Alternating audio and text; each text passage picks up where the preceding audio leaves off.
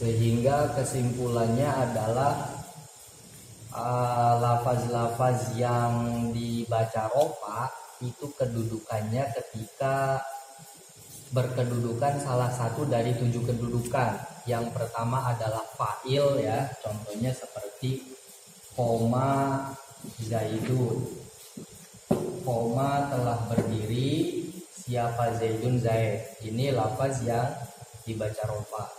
Yang nomor 2 adalah naibul fa'il, contohnya duriba dipukul siapa Zaidun Zaid.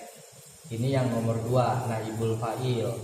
Yang nomor 3 dan nomor 4 adalah mubtada khobar. Contohnya seperti Zaidun bermula Zaid, qaimun adalah orang yang berdiri. Ini mubtada wajib dibaca rofa, kemudian qaimun khobar juga wajib dibaca rofa. Ini 4 kedudukan yang wajib dibaca rofa. Kemudian yang nomor 5 dan 6 itu adalah susunan mubtada khobar yang kemasukan kana atau inna. Yang nomor 5 dulu, kana Zaidun qaiman. Karena ada siapa Zaidun Zaid, itu qaiman orang yang berdiri. Lafaz Zaidun ini merupakan isimnya karena, dia wajib dibaca rofa. Ini bagian yang nomor 5 dari lafaz yang dibaca rofa. Kemudian yang nomor 6 adalah khobarnya inna. Nah, kalau khobarnya kana ini termasuk lafaz yang wajib dibaca nasab ya, termasuk isim yang dibaca nasab yang akan dijelaskan oleh Syekh Muhammad Hasan Haji dalam bab selanjutnya. Yang nomor 6 adalah khobarnya inna. Contoh, inna Zaidan, sesungguhnya Zaid, qaimun adalah orang yang berdiri. Lafaz qaimun kedudukannya menjadi khobarnya inna. Khobarnya inna ini wajib terbaca rofa. Kalau lafaz Zaidan ini adalah isimnya inna, dia termasuk lafaz yang dibaca nasab nanti dalam bab yang selanjutnya.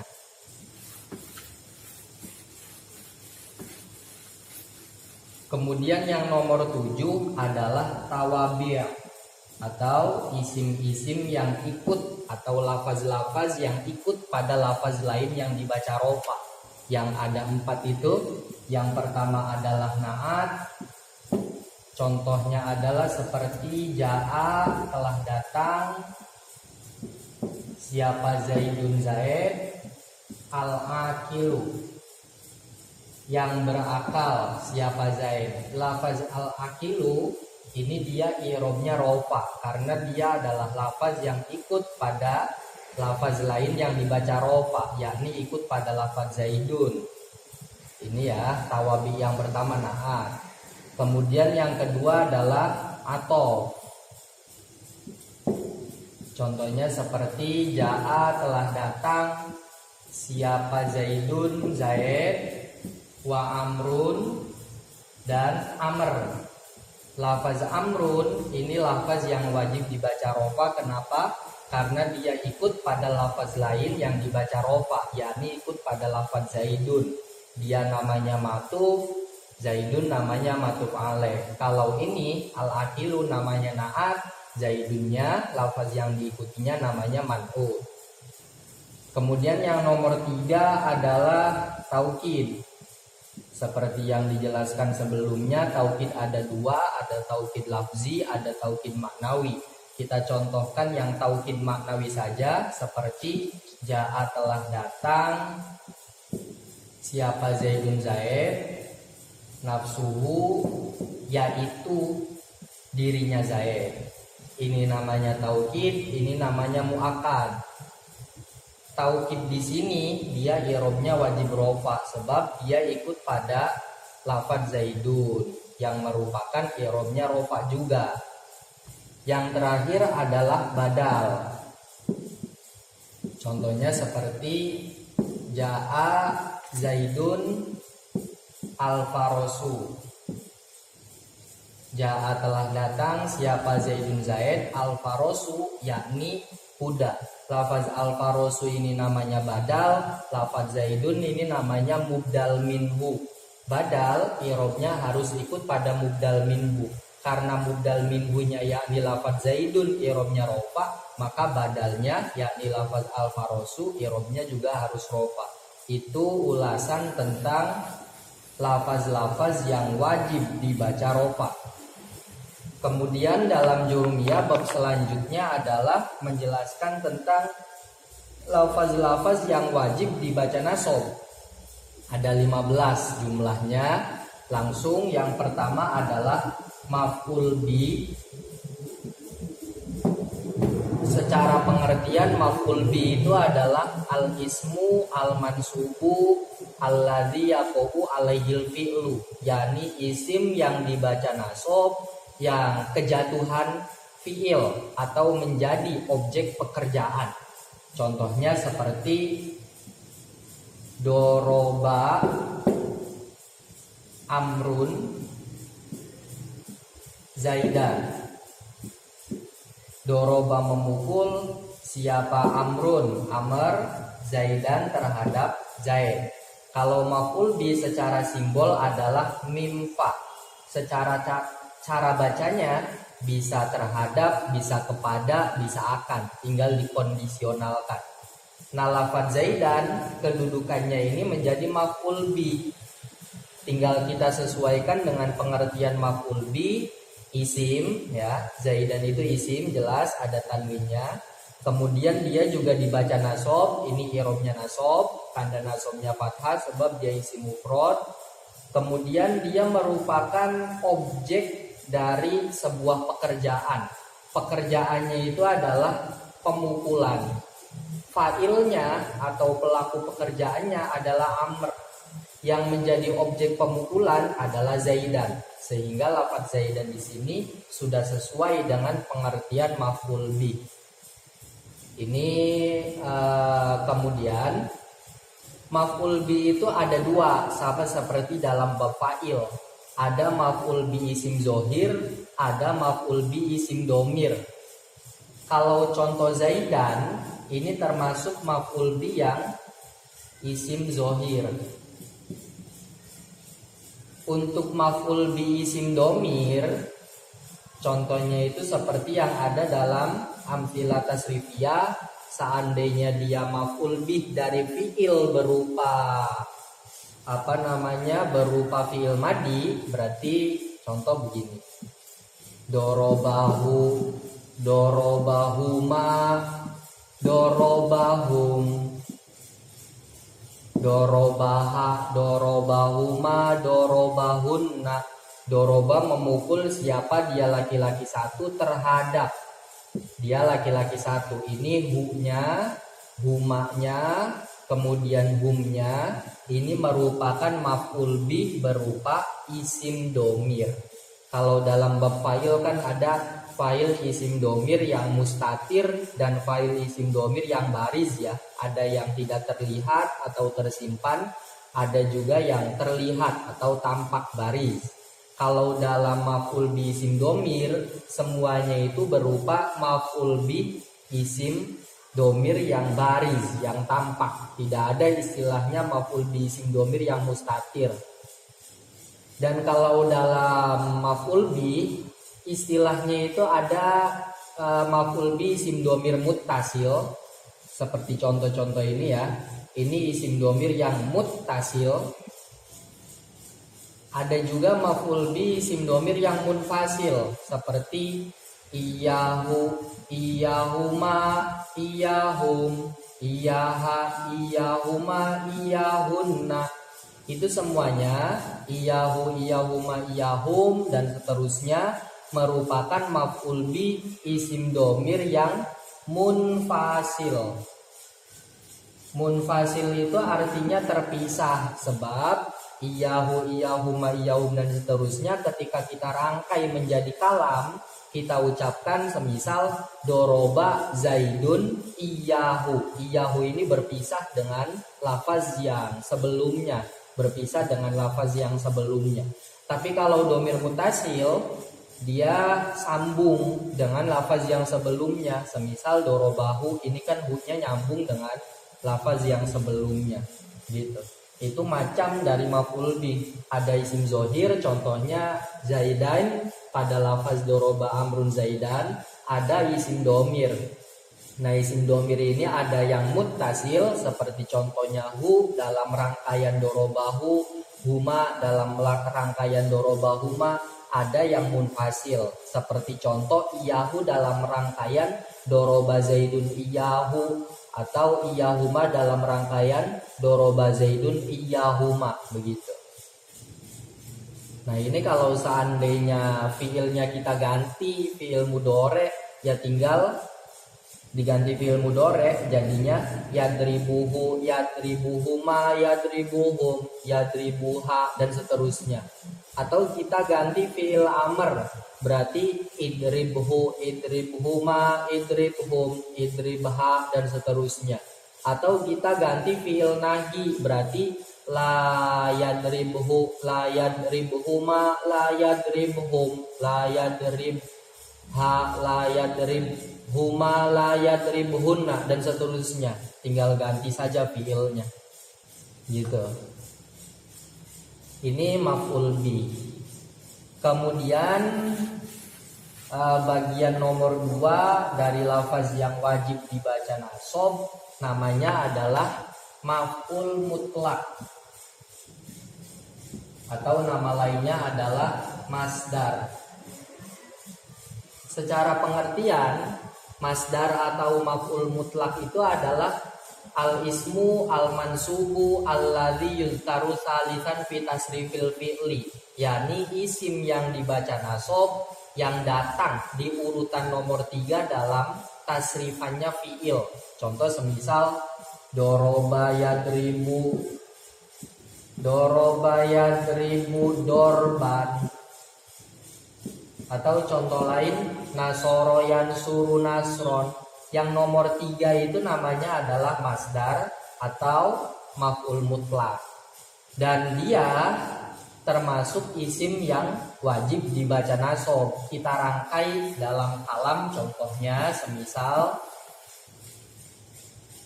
dorobtu dorban. Dorobtu memukul siapa aku, dorban, dengan memukul yang sebenarnya. Dorban ini kedudukannya adalah maf'ul mutlak atau nama lainnya adalah masdar. Secara simbol, maf'ul mutlak itu simbolnya adalah mim to. Nanti cara bacanya bisa dengan, bisa secara, atau yang lainnya, tinggal disesuaikan dengan makna yang pas. Nah, dorban ini adalah isim, jelas ada tanwinnya. Kemudian dia dibaca nasab, jelas i'rabnya nasab, tandanya fathah sebab dia isim mufrad. Kemudian dia disebutkan di urutan nomor 3 dalam tasrifan fi'il, yakni doroba yadribu dorban, begitu. Itu pengertian masdar beserta prakteknya ya. Ketika sudah dirangkai dalam kalam, maka namanya bisa maf'ul mutlak, bisa juga namanya adalah masdar. Dan dalam kitab Jurumiyah itu disebutkan 2 pembagian masdar. Ada masdar lafzi. Ini 2 pembagian masdar. Masdar lafzi dan masdar maknawi. Masdar lafzi itu yang bagaimana? Yakni masdar yang lafaznya sama dengan fiilnya. Dorban ini masdar atau maf'ul mutlak, dia sama dengan fiilnya. Fiilnya itu mana? Doroba. Dorban dengan doroba secara lafaz itu sama, yakni dod, kemudian ro, kemudian ba. Maka dorban ini namanya adalah masdar lafzi, gitu ya. Kalau masdar maknawi adalah masdar yang lafaznya tidak sama dengan fiilnya. Dia hanya memiliki kesamaan dengan fiilnya dari segi makna. Seperti contoh jalastu qu'udan. Jalastu duduk siapa aku, qu'udan dengan duduk yang sebenarnya. Qu'udan itu lafaznya beda dengan jalasa. Lafaznya dia beda dengan fiilnya berupa jalasa. Kalau qu'udan itu kan qaf, ain dan dal, huruf aslinya gitu. Kalau jalasa huruf aslinya jim, lam, kemudian sin. Ini beda lafaznya. Tapi qu'udan memiliki kesamaan dengan jalasa, dengan fiilnya ya, dari segi makna. Qu'udan itu artinya duduk, jalasa juga artinya duduk. Karena qu'udan ini tidak serupa dengan fiilnya dari segi lafaznya, tapi hanya serupa dari segi maknanya, makanya qu'udan namanya adalah masdar maknawi gitu. Itu pembagian masdar dari segi sesuai atau tidak lafaznya dengan fiilnya. Begitu. Kemudian kalau dalam kitab lain itu ada pembahasan tentang macam dari masdar. Itu ada 3. Ada masdar taukid, ada masdar nau, ada masdar adad. Kalau masdar taukid adalah masdar yang fungsinya adalah menguatkan terhadap fiilnya. Seperti contoh dorobtu dorban. Dorobtu memukul siapa aku, dorban dengan memukul yang sebenarnya. Kalau seandainya kita cuma ngomong dorobtu, saya telah memukul, itu mungkin kekuatan kalam atau kekuatan ungkapan tersebut masih kurang kuat. Tapi kalau seandainya sudah disertakan dengan masdar atau maf'ul mutlak menjadi dorobtu dorban, maka kekuatan kalamnya semakin kuat gitu. Memang benar-benar saya telah memukul gitu maksudnya. Sehingga dorban ini termasuk maf'ul mutlak atau masdar yang taukid, yang model taukid ya, yang hanya sekedar menguatkan terhadap fiilnya. Kalau masdar nau ini adalah masdar yang menjelaskan terhadap model atau macam dari fiilnya. Seperti contoh dorobtu memukul siapa aku, dorbal amiri. Dorobtu memukul siapa aku, dorbal amiri, dengan seperti pukulan raja gitu. Dorbal amiri ini namanya adalah masdar nau. Nau itu artinya adalah macam atau model.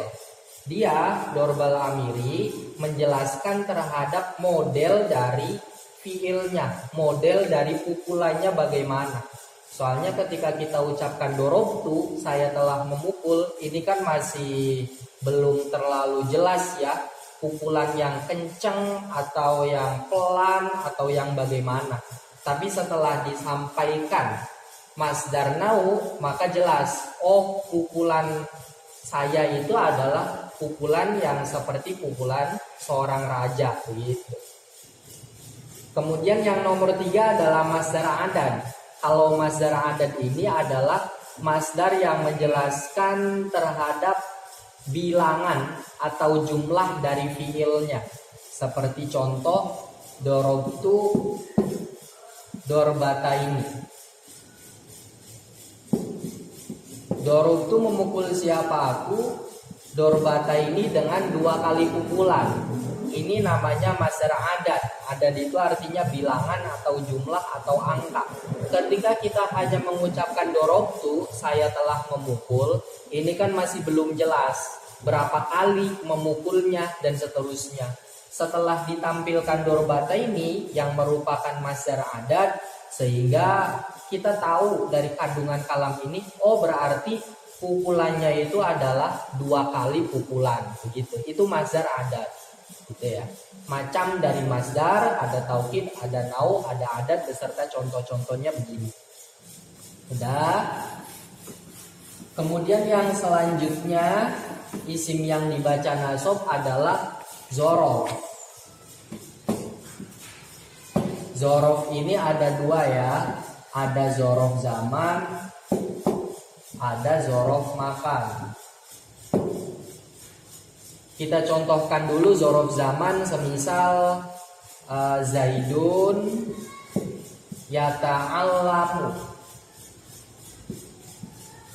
sobahan.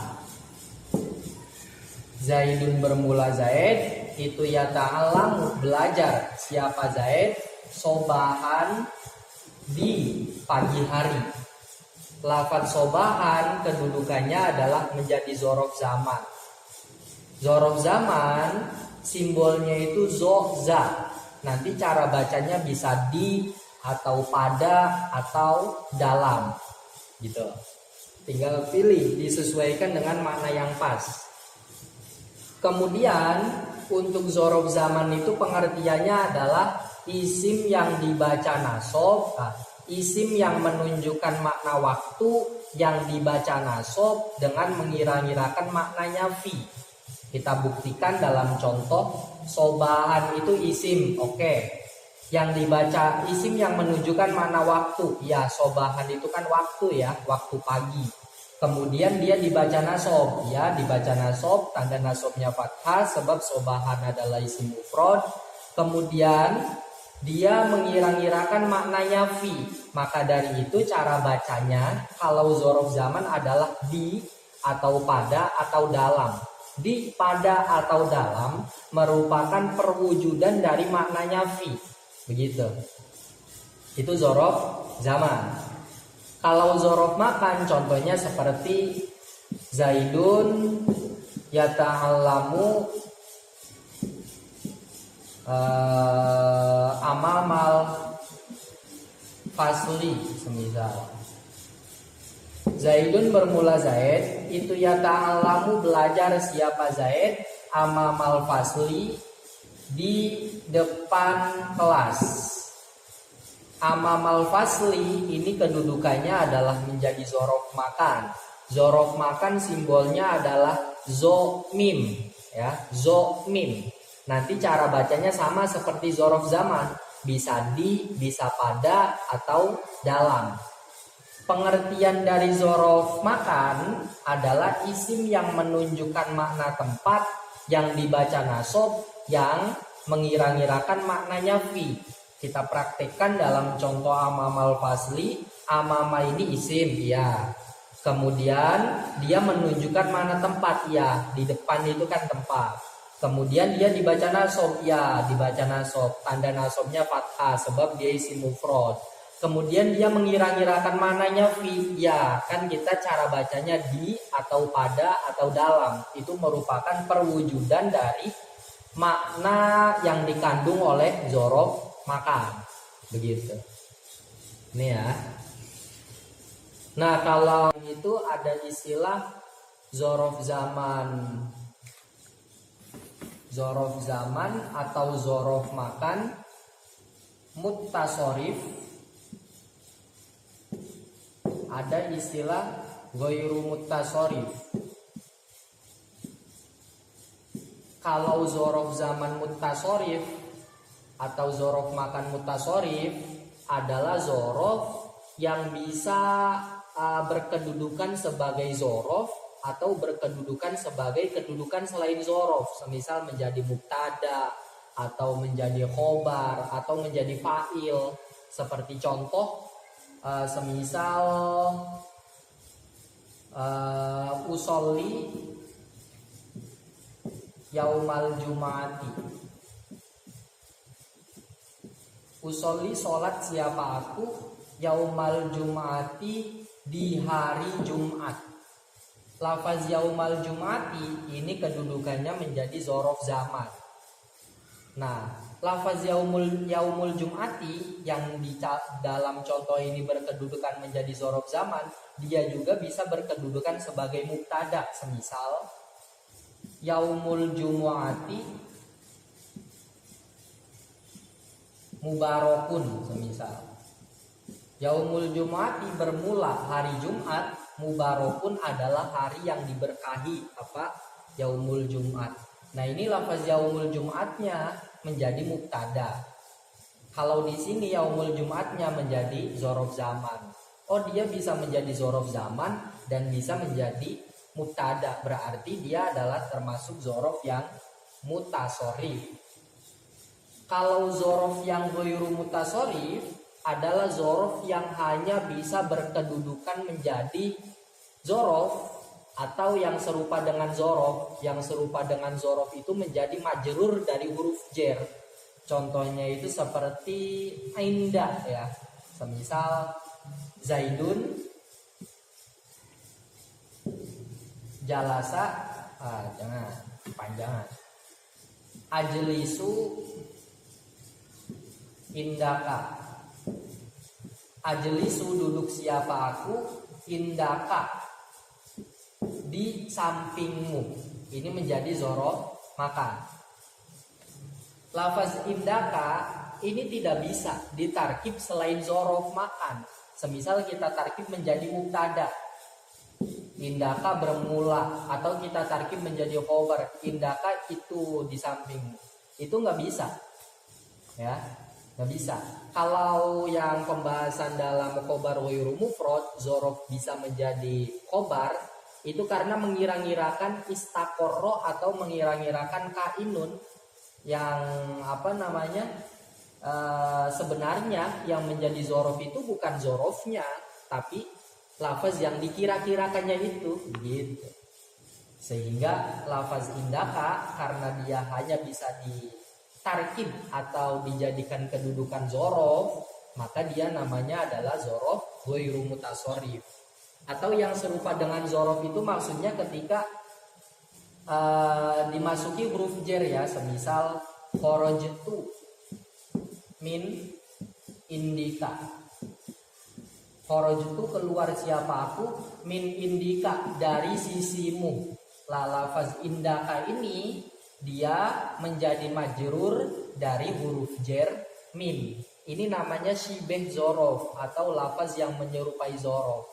Lafaz indaka hanya bisa dikedudukan sebagai zorof dan hanya bisa dikedudukan sebagai yang serupa dengan zorof. Yang serupa dengan zorof itu bagaimana? Dia dimasuki huruf jer seperti contoh ini. Kalau kedudukan selain dua ini, semisal menjadi mubtada, menjadi fa'il atau menjadi yang lainnya, maka tidak bisa. Maka itu dinamakan zorof yang ghairu mutasorif. Itu tentang zorof.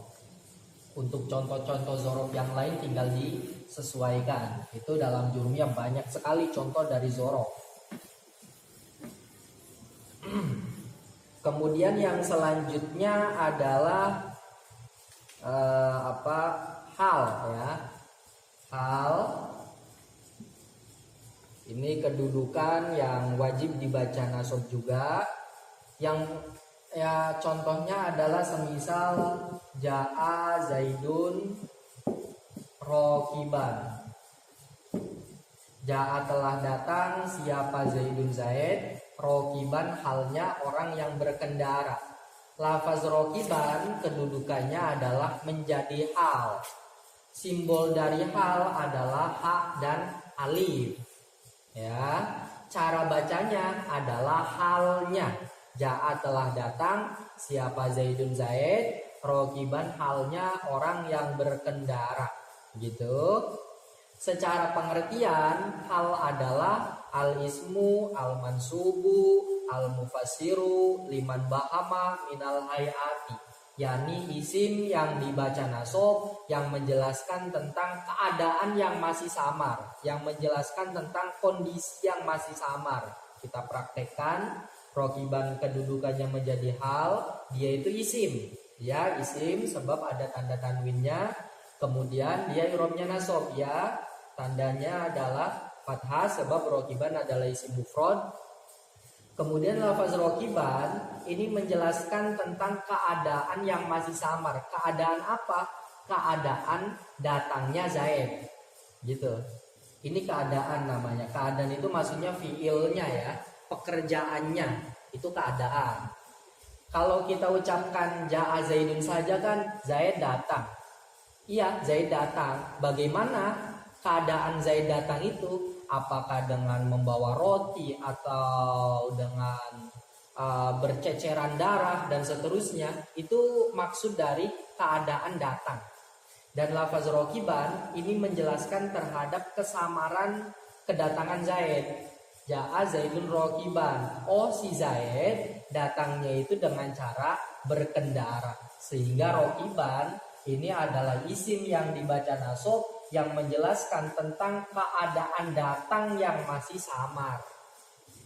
Pelaku pekerjaannya, pelaku keadaannya, yakni lafaz Zaidun, ini disebut dengan sohibul hal. Sohibul hal namanya. Atau orang yang memiliki keadaan. Seseorang yang memiliki keadaan namanya sohibul hal ya. Ja'a ini keadaan yang masih samar. Kemudian Zaidun ini namanya sohibul hal. Kemudian rokiban ini adalah hal atau penjelas tentang keadaan Ja'a. Itu contoh beserta pengertian dari hal. Kemudian ada beberapa syarat yang disampaikan oleh Syekh Muhammad Hasan Haji. Yang pertama, hal harus berupa isim nakiroh. Lah ini hal, lafaz rokiban harus berupa isim nakiroh. Tinggal kita cek dalam bab na'at yang menjelaskan tentang nakiroh. Nakiroh itu pengertiannya adalah setiap isim yang menunjukkan makna yang umum. Lafaz rokiban ini artinya kan orang yang berkendara. Ini umum, bisa Zaid, bisa Amr, atau bisa berkendara mobil, atau bisa berkendara motor dan seterusnya, masih umum. Sehingga rokiban adalah isim nakiroh begitu. Sehingga lafaz rokiban kita statuskan dia berkedudukan sebagai hal, ini sudah memenuhi syarat, dia sudah berupa isim nakiroh.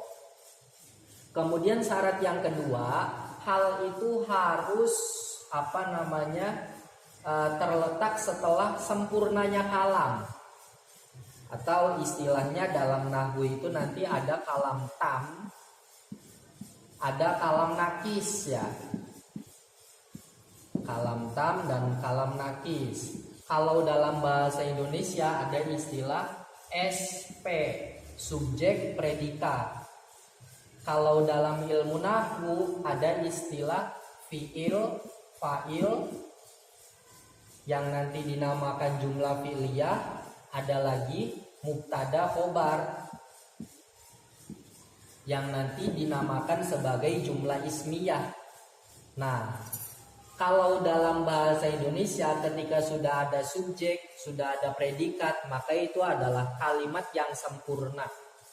Kalau dalam bahasa Arab ketika sudah ada fi'il fa'il atau sudah ada mubtada khobar, maka itu adalah kalam yang tam, kalam yang sempurna. Kalau kalam nakis bagaimana? Ya semisal cuma ada fi'ilnya saja tanpa ada fa'il, atau hanya ada mubtadanya saja tanpa ada khobar, itu kalam nakis. Nah, syarat dari hal, dia harus terletak atau dia harus wujud setelah kalamnya tam. Berarti setelah ada subjek dan predikat, atau setelah ada fi'il dan fa'il, atau setelah ada mubtada dan khobar. Kalau dalam contoh ini, lafaz rokiban ada setelah Ja'a Zaidun. Ja'a ini fi'il, Zaidun adalah fa'il. Sehingga Ja'a Zaidun karena fi'il fa'il, dia berarti kalamnya adalah kalam tam. Karena kalamnya sudah tam, maka kita meletakkan hal ini dianggap sah, dianggap legal gitu ya. Tidak menyalahi teori. Berbeda ketika kita hapuskan lafaz Zaidunnya, kita cuma ngomong Ja'a gitu tanpa mengira-ngirakan fa'il ya. Kemudian kita ucapkan rokiban, ini tidak diperbolehkan. Sebab ketika kita hanya mengucapkan ja'a tanpa mengira-girakan fa'il, maka nanti rokibannya berarti hal dari kalam yang nakis, dan ini tidak diperkenankan begitu. Kemudian syarat yang ditampilkan oleh kitab Jurumiyah yang terakhir adalah sohibul halnya harus berupa isim ma'rifat. Nah, isim ma'rifat kita kembali lagi ke bab naat isim ma'rifat itu ada 5. Pertama isim alam, kedua isim domir, ketiga isim mubham yang meliputi isim mausul dan isim isyarah, yang keempat adalah isim yang disertai dengan al-ta'rif, yang kelima adalah isim yang diidofahkan pada salah satu isim ma'rifat yang 4 tadi. Nah, sohibul halnya itu lafadz zaidun ya kalau dalam contoh ini. Nanti lafadz zaidun ini ma'rifat atau nakiroh. Kalau nakiroh berarti tidak boleh, kalau ma'rifat berarti boleh. Zaidun itu isim alam. Oh, karena isim alam berarti ma'rifat. Karena ma'rifat berarti ini termasuk contoh yang sah secara teori nahwu. Seandainya zaidunnya kita ganti rojulun, sehingga kita ucapkan ja'a rojulun rokiban, ja'a telah datang, siapa rojulun laki-laki, rokiban halnya orang yang berkendara. Rojulun ini menjadi sohibul hal, dia berupa isim nakiroh, berarti ini contoh yang salah. Sebab yang namanya sohibul hal syaratnya harus berupa isim ma'rifat begitu. Ya, tinggal nanti praktek-prakteknya dalam contoh-contoh Al-Quran itu yang lebih lebih memperkuat teori nahwu. Kemudian yang selanjutnya adalah tamyiz, isim yang dibaca nasab, yang selanjutnya tamyiz. Contohnya seperti tasobbaba zaidun arokon. Tasobbaba menetes, siapa zaidun zaid, apanya arokon, keringatnya. Nah, lafaz arokon kedudukannya adalah menjadi tamyiz. Tamyiz itu simbolnya adalah takmim. Ya.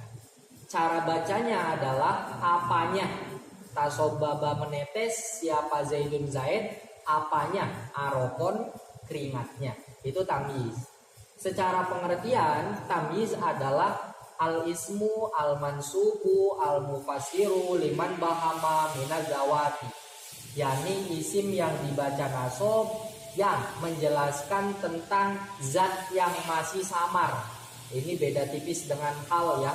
Kalau hal itu menjelaskan keadaan yang masih samar, tapi kalau tamyiz adalah menjelaskan zat yang masih samar. Arokon ini isim ya, ada tanda tanwinnya. Kemudian dia juga i'rabnya nasab ya, tandanya fathah sebab dia adalah isim mufrad. Kemudian arokon ini menjelaskan tentang zat yang masih samar. Zatnya itu mana? Ini zaidun. Kan kalau seandainya kita cuma ucapkan tasobbaba zaidun, zaid menetes. Zatnya zaid menetes gitu. Ini masih belum jelas. Zatnya zaid zatnya zaid yang menetes itu zat apa? Makanya ditampilkan arokon, keringatnya. Oh, berarti arokon ini menjelaskan tentang zatnya zaid yang menetes. Itu pengertian dari tamyiz. Gitu. Nanti kalau dalam kitab yang lebih besar, lebih detail lagi, ada tamyiz muhawwal, ada tamyiz zat dan itu ya. Kemudian kalau beberapa syarat tamyiz yang ditampilkan oleh Syekh Muhammad Asun Haji itu ada 2. Yang pertama, tamyiz harus berupa isim nakiro. Nakiro, arokon itu nakiro, jelas. Dia secara makna menunjukkan makna yang umum. Keringat ini kan umum, bisa keringatnya Zaid, bisa keringatnya Fir'aun, bisa keringatnya Korun, bisa keringatnya yang lainnya, bisa keringatnya apalagi monyet ya, bisa umum maknanya. Jadi dia isim nakiro, sudah memenuhi syarat yang pertama. Yang nomor 2 syaratnya adalah dia harus setelah kalam yang tam. Ini sama persis seperti hal. Hal dan tamyiz punya syarat yang sama. Yang pertama dia harus berupa nakiro, yang kedua dia harus terletak setelah kalam yang tam. Kalam yang tam yaitu penjelasannya seperti tadi. Kalau dalam bahasa Indonesia ya subjek predikat. Kalau dalam bahasa Arab itu ya ada mubtada khobar atau fiil fa'il. Nah kalau dalam contoh ini arofon ini ada setelah tasobbaba Zaidun. Tasobbaba ini fiil, Zaidun adalah fa'il. Karena sudah ada fiil fa'il berarti ini adalah kalam yang tam. Dan arofon ini terletak setelah kalam yang tam. Sehingga arofon ini legal dijadikan sebagai tamyiz. Kemudian yang selanjutnya adalah mustasna. Mustasna itu secara bahasa artinya adalah sesuatu yang dikecualikan. Sesuatu yang dikecualikan. Contoh langsung mustasna itu semisal ja'al qaumu illa Zaidan. Ja'a telah datang siapa al qaumu qaum illa Zaidan kecuali Zaid. Ini nanti namanya mustasna, bukan nanti ya, sekarang. Ini namanya mustasna. Kemudian ini namanya adalah huruf istisna atau adat istisna ya. Sebab yang namanya alat untuk mengecualikan itu bisa berupa huruf, bisa juga berupa isim, bisa juga berupa fiil nanti. Zaidan ini namanya mustasna, sesuatu yang dikecualikan. Illa ini namanya adat istisna atau alat untuk mengecualikan. Al-qaumu ini namanya mustasna minhu. Mustasna minhu. Mustasna minhu itu artinya adalah kelompok yang dikecualii gitu. Kelompok yang dikecualii. Karena ketika kita ngomong ja'al qaumu ila Zaidan, kaum datang. Kemudian dari kelompok kaum ini kita ambil pengecualian, yakni si Zaid yang merupakan salah satu dari kelompok kaum tersebut ya. Ini gini. Mustasna, adat istisna, dan mustasna minhu. Nanti lafaz yang dibaca nasab adalah ini mustasna. Yang pertama yang diterangkan dalam kitab Jurumiyah itu adat istisnanya. Adat istisna itu ada 8. Pertama adalah illa, kedua adalah ghairu, siwan, kemudian suwan, kemudian sawaun, kemudian khola, kemudian hasya, kemudian ada. Khola, hasya, ada. Bener ya? Ya. Ini 8 adat istisna atau 8 alat untuk mengecualikan. Nanti hukumnya berbeda. Kalau seandainya mengecualikan dengan illa, itu nanti ketentuan mustasnanya bagaimana. Kalau mengecualikan dengan wairu atau siwan atau suwan atau sawaun, ketentuannya beda. Kalau mengecualikan dengan khola, dengan hasya, dengan ada, ini pun ketentuannya beda. Jadi ada 3 kelompok ketentuan mustasna yang disesuaikan dengan adat istisnanya. Dengan alat untuk mengecualikannya itu beda-beda. Yang diterangkan dalam Jurumiyah ini, yang pertama, ini jangan sampai lupa ya. Yang dikecuali itu namanya mustasna minhu. Kemudian yang di antara mustasna minhu dan antara mustasna itu namanya adat istisna, yang dikecualikan itu namanya mustasna. Nah, pertama yang dibahas adalah ketika adat istisnanya adalah illah. Ini yang pertama dibahas oleh kitab Jurumiyah. Ketika adat istisnanya berupa illah, maka mustasna ketentuannya ada 3. Yang pertama adalah wajib nasab. Wajib nasab. Wajib nasab ini ketika bagaimana? Yakni ketika kalamnya tam dan mujam. ketika kalamnya tam dan mujab.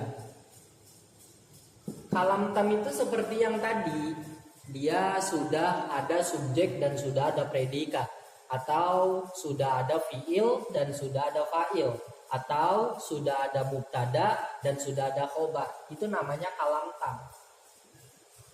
Kalau mujab ini maksudnya adalah kalam positif. Semisal ja'al qaumu, kaum datang, itu kalam positif namanya. Lawan dari kalam mujab itu adalah kalam manfi. Ini kalam negatif.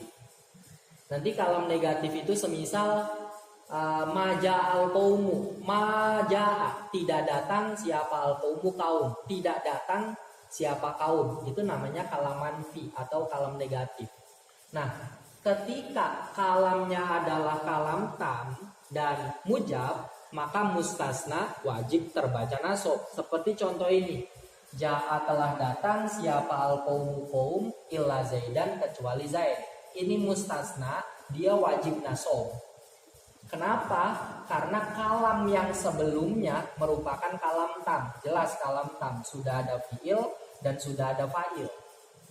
Dan kalam yang sebelumnya ini merupakan kalam mujab, kalam yang positif, telah datang, sehingga mustasnanya wajib nasab. Kalau seandainya hukum yang kedua, kriteria mustasna yang kedua adalah boleh nasab, boleh berkedudukan menjadi badal. Maksudnya boleh kita kita berikan kedudukan sebagai mustasna ya, nanti bacanya nasab. Boleh kita tarkib atau kita beri kedudukan sebagai badal, nanti disesuaikan dengan mustasna minhu-nya cara bacanya. Ini ketika kalamnya adalah kalam tam tapi manfi. Kalam tam tapi manfi. Tinggal untuk contohnya kita tambahkan ma huruf nafi.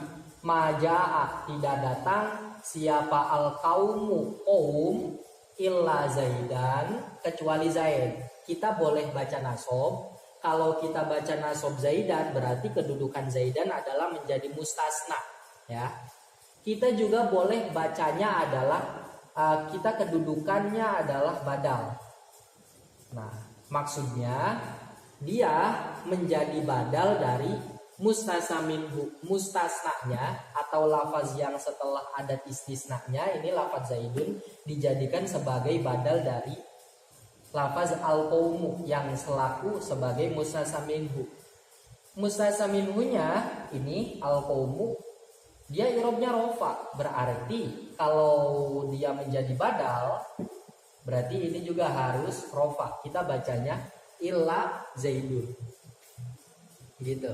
Kalau seandainya mustasna atau lafaz yang dikecualikan dengan illa, jika terletak setelah kalam yang tam, ini kan tam, ada fiil, ada fa'il. Tapi manfi itu kalam negatif. Ini ada huruf nafi, ada huruf yang membuat kalamnya nafi, maka nanti mustasnanya, lafaz zaidunnya bisa kita baca nasab, berkedudukan sebagai mustasna, sehingga kita bacanya illa zaidan. Bisa kita berikan kedudukan badal, sehingga kalau kita berikan kedudukan badal, kita lihat mustasna minhunya. Mustasna minhunya lafaz al-qaumu. Al-qaumu ini i'rabnya rofa, berarti mustasnanya juga harus rofa karena dia menjadi badal. Badal itu seperti yang sudah dijelaskan, i'rabnya harus mengikut terhadap mubdal minhu. Berarti al-qaumu selain dinamakan mubdal minhu, itu penamaan dari segi bab kedudukan, bisa juga dia dinamakan sebagai mustasna minhu. Dinamakan mustasna minhu dilihat dari segi makna ya, sebab dia adalah lafaz yang dikecualii. Begitupun lafaz zaidun, dia bisa dinamakan mustasna yang dikedudukan sebagai badal ya, bisa dinamakan mustasna dari segi makna karena dia adalah lafaz yang dikecualikan. Bisa juga kita berikan namanya badal. ini dalam bab kedudukan begitu. Kalau seandainya kita bacanya illa zaidan, berarti ya ini mustasna, sudah tidak ada istilah lain baik secara makna atau secara kedudukan, namanya adalah mustasna.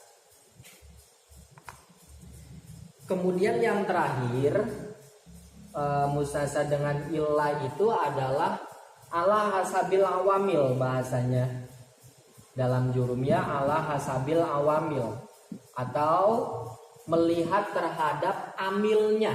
Amilnya itu menuntut untuk apa gitu. Nah ini ketika kalamnya itu kalam nakis.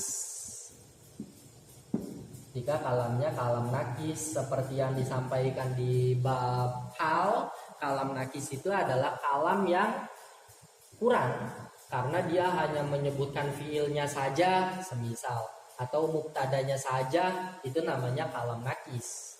Berarti ketika kita contohkan, tinggal mustasna minhunya kita buang, ya, sehingga hanya tersisa majaa, tidak datang.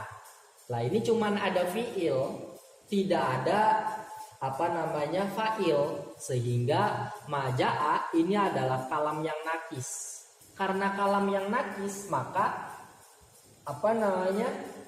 nasib dari mustasna itu harus disesuaikan dengan tuntutan amil. Ja'a ini kan fi'il, yang namanya fi'il itu pertama dia menuntut fa'il. Kalau sudah ada fa'il, kemudian dia menuntut maf'ul bih. Kalau sudah ada maf'ul bih, dia menuntut maf'ul yang lain, semisal maf'ul min ajli atau maf'ul ma'a dan seterusnya begitu.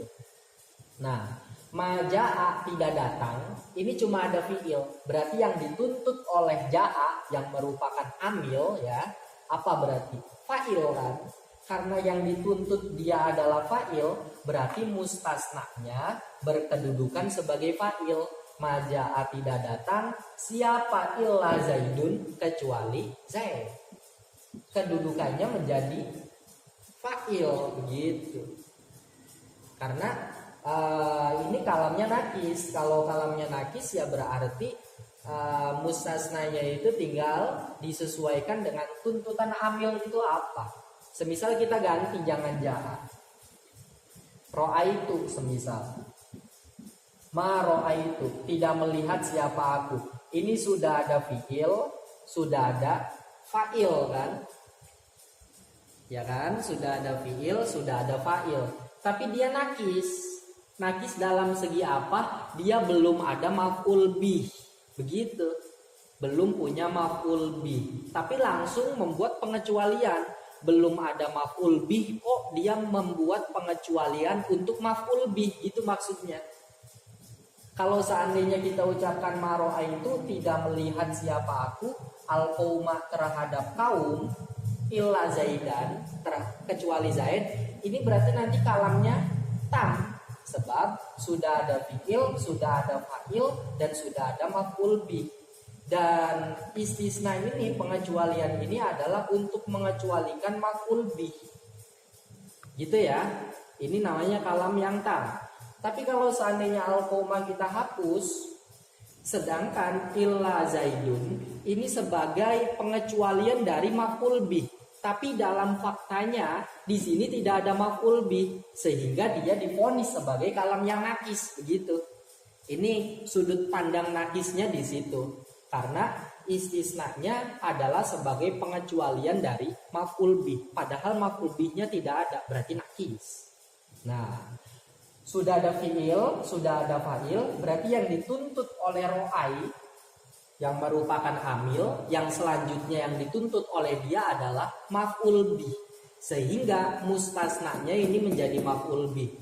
Ma ro'aitu, tidak melihat siapa aku, illa zaidan, kecuali terhadap zaid. Illa zaidan, kecuali terhadap zaid.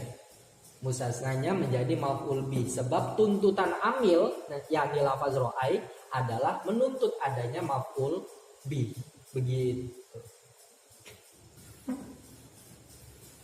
Tahu tinggal contoh-contoh yang lain tinggal disesuaikan saja gitu. Kalau seandainya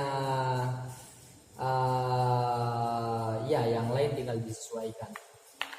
Nah begitu, ada 3 rincian apabila kalimat isim menjadi mustasna dengan adat istisna dengan alat pengecualian berupa illah.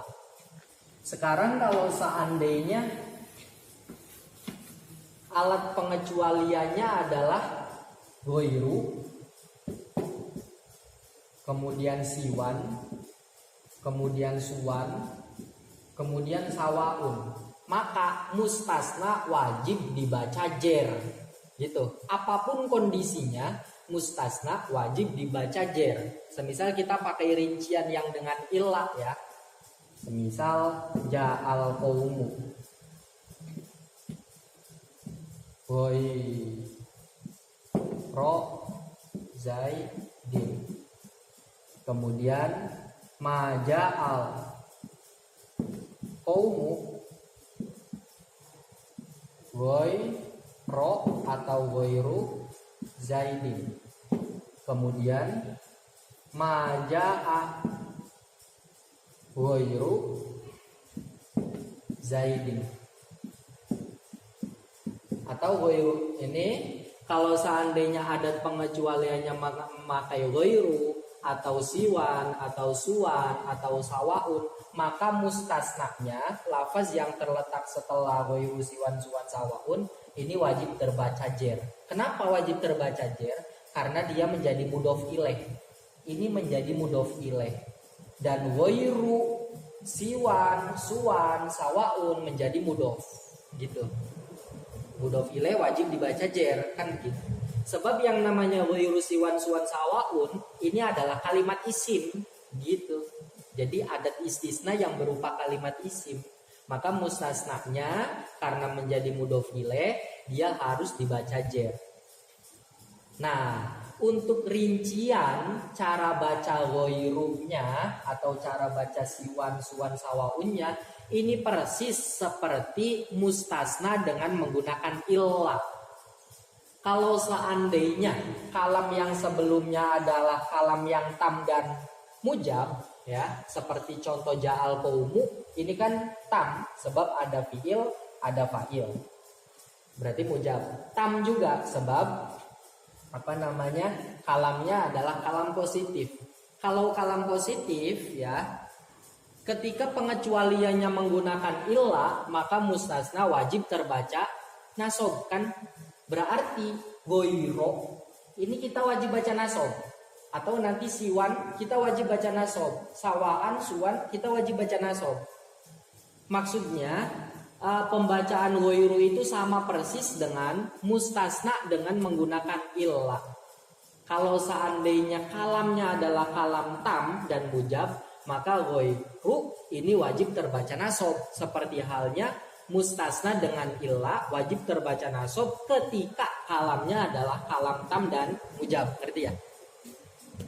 Kalau seandainya kalamnya adalah tam tapi manfi, seperti contoh ini, maja'al qaumu, maja'at tidak datang siapa al qaumu kaum, ini kan tam sebab ada fiil, ada fa'il. Tapi manfi sebab ada huruf nafi, kalamnya negatif. Dalam bab mustasna bi illah, pembahasan yang sebelumnya itu, mustasna dengan illah itu kalau setelah kalam yang tam tapi manfi, dia boleh dua, kan? Boleh dibaca nasob dengan keadaan dengan kedudukan sebagai mustasna, berarti kita baca goiro. Ya. Boleh kita jadikan badal dari mustasna minhu, dari al-qaumu. Al-qaumu irobnya rofa, berarti goiro ini juga irobnya rofa. Sehingga kita boleh baca maja al-qaumu goiro zaidin, bisa juga maja al-qaumu goiru zaidin. Kalau goiro berarti sebagai mustasna ya, kalau goiru sebagai badal. Tapi nanti mustasna yang setelah goiru, siwan, suwan, sawain ini paten ya, wajib terbaca jer begitu. Atau kalau seandainya goiru, siwan, suwan, sawaun ini terletak setelah kalam yang kalam yang nakis, seperti contoh ini. Majaa tidak datang. Dia cuman sekedar ada fiil, tidak ada fa'il, sehingga dia adalah kalam nakis. Kalau kalam nakis berarti dalam pembahasan mustasna bi'illah, maka mustasna bi'illah harus sesuai dengan tuntutan amil. Majaa tidak datang berarti dia menuntut adanya fa'il. Nah, ini berarti menjadi fa'il gitu. Majaa tidak datang, siapa ghairu Zaidin gitu. Majaa tidak datang, siapa ghairu Zaidin selain Zaid. Gitu. Cara mengi'robi atau cara membaca adat istisna berupa ghairu siwan suwan sawaun ini sama dengan cara baca mustasna dengan illah. Kalau mustasna dari ghairu siwan suwan sawaun wajib terbaca jer gitu. Udah. Kemudian adat istisna yang selanjutnya adalah khola hasya ada. Khola hasya ada. Nah, ini menurut ulama ada yang mengatakan dia itu adalah kalimat huruf, ada yang mengatakan dia adalah kalimat fiil. Khola hasya ada yang mengatakan kalimat huruf, ada yang mengatakan kalimat fiil madi jelas. Kalau seandainya menurut ulama yang mengatakan khola hasya ada ini adalah kalimat huruf, jelas nanti mustasna dengan menggunakan 3 lafaz ini wajib terbaca jer. Sehingga contoh kita ucapkan komal kaumu khola zaidin. Koma berdiri siapa al kaumu kaum khola zaidin selain Zaid. Nah, mustasnanya wajib dibaca jer. Sebab kholanya disetatuskan sebagai huruf jer gitu. Kalau menurut ulama yang menstatuskan khola hasya ada ini sebagai fiil, ya, maka mustasnanya wajib terbaca nasab. Nanti kedudukannya menjadi maf'ul bih. Nanti cara bacanya, cara maknainya koma berdiri berdiri siapa al qaumu qaum khola melaini atau selain siapa ba'dul qaum gitu. Koma berdiri siapa al qaumu kaum khola selain siapa sebagian kaum. Ini fa'ilnya diambilkan dari sini, nanti ditambahkan ba'dun agar sesuai dengan domir mustatirnya. Kemudian Zaidan terhadap Zaid, dia menjadi maf'ul bi dari fi'il khola. Sehingga Syekh Muhammad Ason Haji mengungkapkan bahwa mustasna dengan menggunakan khola hasya ada, kita boleh membaca jer karena menstatuskan khola hasya ada sebagai huruf jer. Komal kaumu khola zaidin, komal kaumu khola atau hasya zaidin atau ada zaidin. Kita juga boleh membaca nasab terhadap mustasna. Komal kaumu khola zaidan, hasya zaidan, ada zaidan. Sebab khola hasya ada disetatuskan sebagai fiil dan mustasnanya disetatuskan sebagai maf'ul bih. Ngeh ya? Paham. Kemudian yang selanjutnya adalah bab la. Bahwa la itu la nafi ya, la nafi. La linafil jinsi, la yang untuk menafikan jenis. La ini bisa menasobkan terhadap isim nakiroh tanpa tanwin. Artinya kalau dalam alfiyah itu la merupakan lafaz yang sama dengan laisa. dalam segi pengamalan dan segi makna. Pengamalannya adalah la ini sama dengan inna ya, sama dengan inna dari segi pengamalan. Dia pengamalannya adalah menasobkan isimnya dan merofakan khobarnya. Contoh, la rojula maujudun, semisal la rojula tidak ada laki-laki, itu maujudun wujud.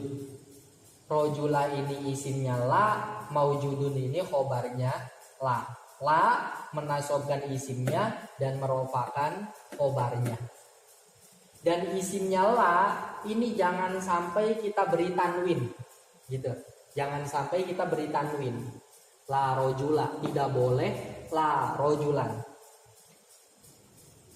Tapi la bisa beramal menasobkan isimnya dan merofakan khobarnya dengan syarat dia dengan 2 syarat ya. Pertama, dia harus bertemu langsung dengan isim nakiroh, mubasyarah, ini tulisannya bagaimana? Mubasyarah bin nakiroh. Artinya bertemu langsung dengan isim nakiroh, bertemu langsung dengan isimnya gitu, yang berupa isim nakiroh. Yang kedua, ada mutikror atau la-nya tidak diulang. Ini 2 syarat agar la bisa beramal menasobkan isimnya dan merofakan khobarnya gitu. Tapi secara umum atau kebanyakan khobar dari la itu ya dibuang gitu, sehingga kita hanya mengatakan la rojula, tidak ada laki-laki, itu maujudun, dibuang, tidak ditampilkan. Ya, ini syarat pertama, la rojula ini sudah terpenuhi. La bertemu langsung dengan nakiroh yang merupakan isimnya tanpa ada pemisah. Kemudian syarat yang kedua, tidak diulang. Ya, la-nya tidak diulang, tidak ada pengulangan la. Seandainya salah satu syarat ini tidak terpenuhi, maka nanti hukumnya berbeda. Semisal syarat yang pertama tidak terpenuhi, la tidak bertemu langsung dengan isim nakiroh, maka konsekuensinya jika si la tidak bertemu langsung dengan isim nakiroh, pertama konsekuensinya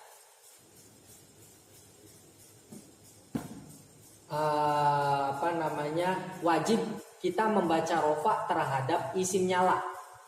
Contoh, la fiddari rojulun. Ya, kita wajib membaca rofa terhadap isimnya la. Dan la-nya ini tidak beramal. Nanti cara memberi maknanya, la fiddari tidak ada itu di dalam rumah rojulun bermula, laki-laki. Rojulun ini menjadi mubtada, fiddari menjadi khobar. Tidak ada hubungan secara i'rob dengan la. Maksudnya la tidak berpengaruh terhadap i'robnya rojulun dan i'robnya fiddari gitu. Karena dia tidak memenuhi syarat, kan syaratnya harus bertemu langsung dengan nakiroh begitu.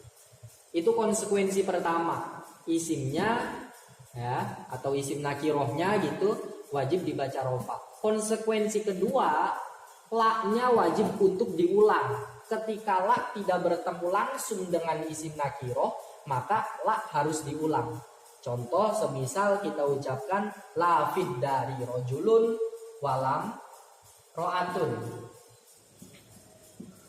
La fiddari tidak ada itu di dalam rumah, rojulun bermula laki-laki, walam ro'atun dan tidak perempuan. La-nya harus diulang.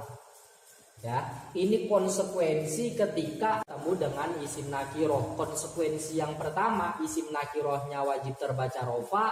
Konsekuensi yang kedua, la harus diulang. Begitu. Kemudian kalau seandainya Ini kalau tidak memenuhi syarat pertama ya, konsekuensinya dua ini. Kalau seandainya syarat yang kedua yang tidak terpenuhi, syarat pertama terpenuhi, tapi syarat yang kedua ini tidak terpenuhi, maka konsekuensinya adalah kan syarat kedua itu la-nya tidak boleh diulang kan, adamu ini adamu bukan adadu, la-nya tidak boleh diulang. Kalau seandainya la-nya diulang, maka konsekuensinya kita bisa mengamalkan la, bisa juga menonaktifkan la, artinya dia tidak beramal. Bisa kita ucapkan begini.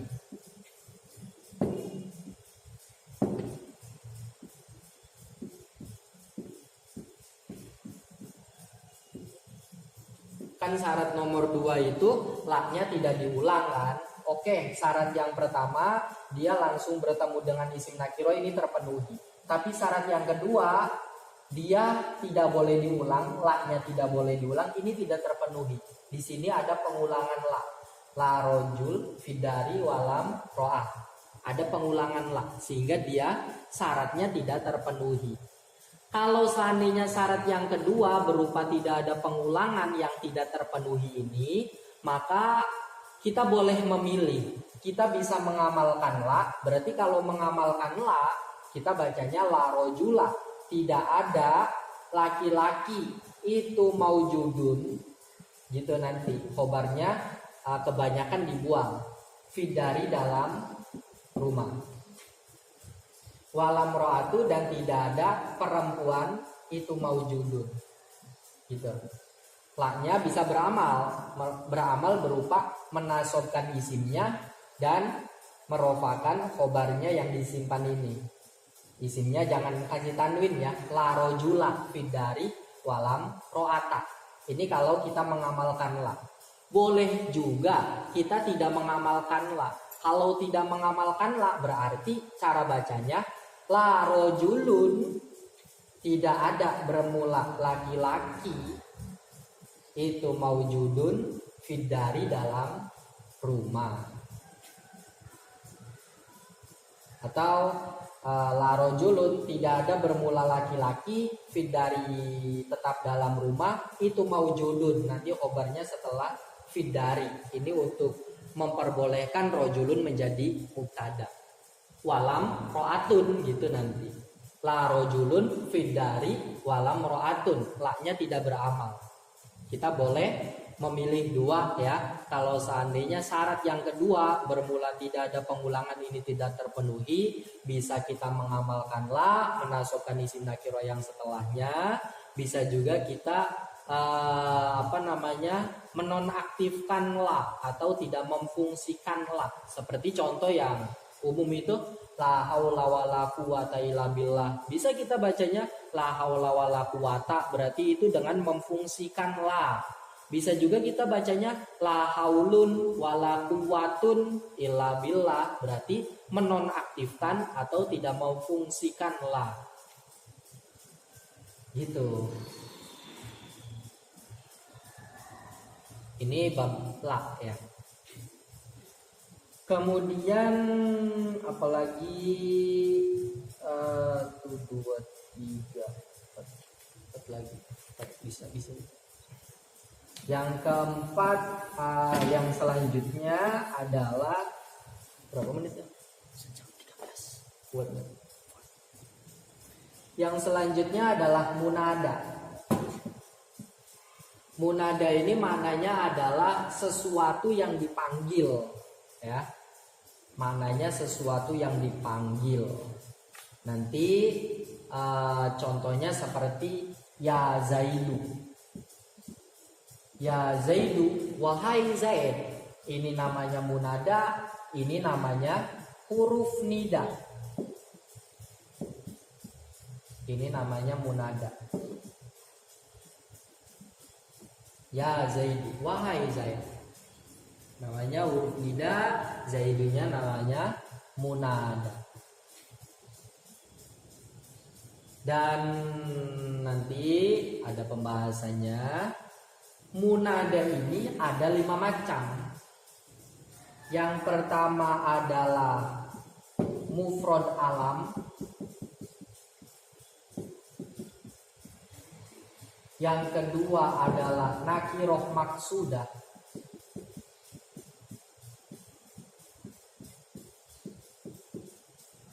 Yang ketiga adalah nakiroh ghairu maksudah.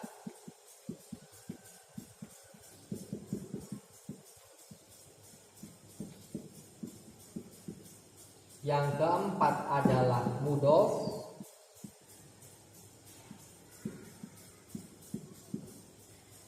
Yang terakhir adalah yang diserupakan dengan mudhof. Yang diserupakan dengan mudhof. Dari 5 ini punya hukum yang berbeda.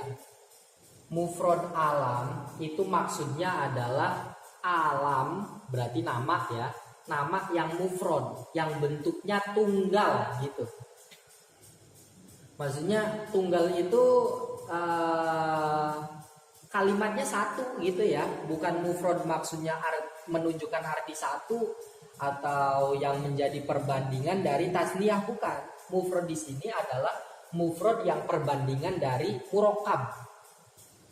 Kalau mufrad itu berarti kalimatnya satu, semisal Zaidun ya. Zaidun ini kan kalimatnya satu. Perbandingan dari mufrad namanya murakkab. Murakkab itu contohnya Abdullahi. Ini kan nama, Abdullahi kan nama. Tapi dia punya 2 kalimat, Abdun dan Allahi. Sehingga dia bukan mufrad tapi murakkab. Nah, mufrad di sini maksudnya adalah yang perbandingan dari murakkab, bukan perbandingan dari tasniyah ataupun jamak. Contohnya mufrad alam seperti Zaidun ya, nama yang bentuknya tunggal, bukan maknanya tunggal tapi bentuknya tunggal. Kemudian nakiro maksudah. Nakiro maksudah ini maksudnya isim nakiro yang ditertentukan gitu. Seperti contoh ada orang buta ya, orang buta minta bantuan, kemudian memanggil ya rojulu, wahai laki-laki. Lah, lafaz rojulun ini kan nakiro ya. Tapi karena yang mengucapkan adalah orang buta, yang dia maksud salah satu dari laki-laki kan, dia tertentukan salah satu laki-laki, maka namanya nakiro maksudah. Contohnya rojulun. Tapi ini prakteknya yang beda. Maksudnya nakiro maksudah itu lafaznya sama, tapi kontekstualisasinya prakteknya berbeda. Jadi dicontohkan orang buta yang memanggil seorang laki-laki yang ditentukan. Nah, untuk mufrad alam dan nakiro maksudah, ketika dia menjadi munada, maka dia wajib mabni dhammah gitu. Sehingga ketika kita pasang huruf nida, berarti ya Zaidu gitu, mabni dhammah. Kemudian ya rojulu gini, mabni dhammah. Ini hukum dari nakiro maksudah dan mufrad alam. Ketika menjadi munada, maka dia wajib mabni dhammah tanpa tanwin maksudnya. Tapi tetap secara mahal, semua munada itu nanti mahalnya adalah nasob, begitu. Sehingga munada itu masuk dalam bab mansubatul asma atau isim-isim yang dibaca nasob. Sebab mahal dari munada itu adalah nasob.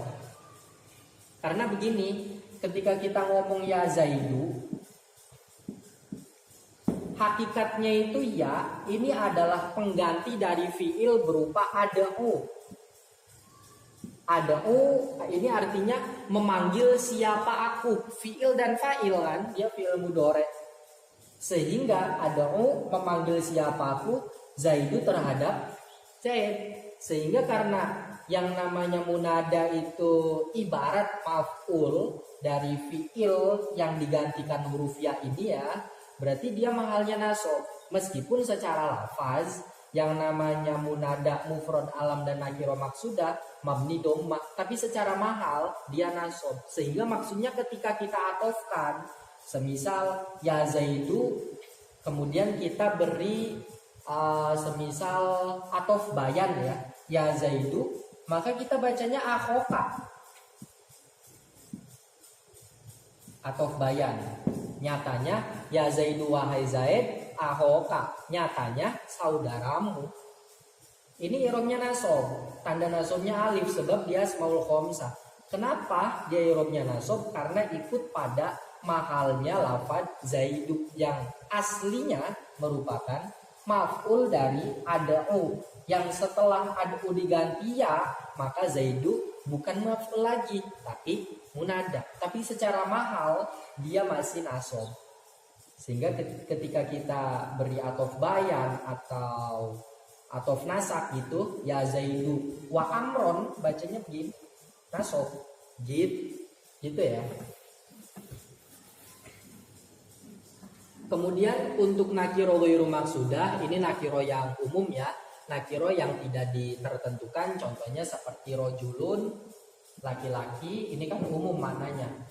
Semua laki-laki bisa bisa terwakilkan oleh kata rojulun, bisa Zaid, bisa Amr dan seterusnya. Yang keempat adalah mudof. Mudof contohnya semisal Abdallahi, Abdullah, mudof kan, maksudnya ininya mudof, ininya mudof ilaih. Kemudian yang selanjutnya yang diserupakan dengan mudof. Yang diserupakan dengan mudof itu maksudnya contoh ya tolian jabalan. Ya tolian, wahai orang yang naik jabalan terhadap gunung. Nah, lafaz jabalan ini menyempurnakan terhadap lafaz tolian, gitu. Dan karena maknanya saling melengkapi, dia itu namanya adalah shibeh mudof. Lafaz toliannya ini adalah shibeh mudof atau lafaz yang menyerupai mudof, gitu. Isim fa'il yang yang beramal kepada isim zohir itu nanti shibeh mudof ya. Contohnya begini. Nah, intinya untuk nakiro ghairu maksudah, kemudian mudof, kemudian lafaz yang diserupakan dengan mudof, ketika dia menjadi munada, ketika kita bisa pasang huruf nida, semisal huruf nida berupa ya, maka nanti dia wajib terbaca nasob. Berarti kalau rojulun kita bacanya adalah ya rojulan. Kalau seandainya Abdullah kita pasang ya, berarti bacanya adalah ya Abdullah. Ketika tolian jabalan kita pasang ya, berarti ya tolian jabalan. Itu kriteria munada yang berbagai macam ya.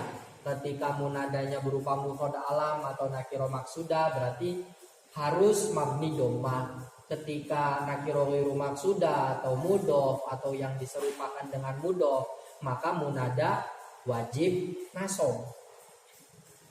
Itu munada. Kemudian tanggung ini sebentar lagi. Maf'ul min ajli.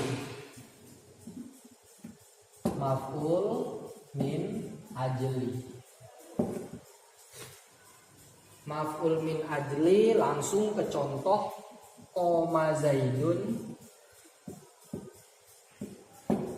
ijlalan li amrin. Koma berdiri siapa Zaidun Zaid, ijlalan karena memuliakan li amrin terhadap Amr. Lafaz ijlalan ini kedudukannya adalah menjadi maf'ul min ajli. Kita sesuaikan dengan pengertian maf'ul min ajli. Maf'ul min ajli itu apa? Al ismu al mansubu alladzi yuzkaru bayanan li sababi wuqu'il fi'li. Isim ya, jelas isim. karena ada tanwinnya. Yang dibaca nasob jelas, ini i'rabnya nasob, tandanya fathah sebab ijlalan adalah isim mufrad. Kemudian ijlalan, dia penyebutan ijlalan ini berfungsi untuk menjelaskan sebab terjadinya sebuah pekerjaan. Pekerjaannya apa? Koma. Jadi penyebutan ijlalan ini untuk menjelaskan alasan dari berdiri. Koma Zaidun, Zaid berdiri. Ini kenapa si Zaid berdiri? Ijlalah, karena memuliakan terhadap Amr gitu. Jadi bisa singkatnya maf'ul min ajli itu adalah sebuah kata apa ya? Kata keterangan yang berupa alasan gitu ya. Alasan dari sebuah predikat gitu. Itu namanya maf'ul min ajli. Untuk penulisannya secara simbol maf'ul min ajli itu adalah mim lam. Ya. Namanya bisa maf'ul min ajli, bisa maf'ul li ajli. Ya, mim lam cara bacanya adalah karena. Itu nanti contohnya begini dan disesuaikan dengan pengertian gitu. Ngerti ya? Kemudian yang selanjutnya adalah maf'ul ma'ah. Maf'ul ma'ah contoh langsung sirtu wal semisal wanaila. Sirtu berjalan siapa aku, wanaila beserta sungai.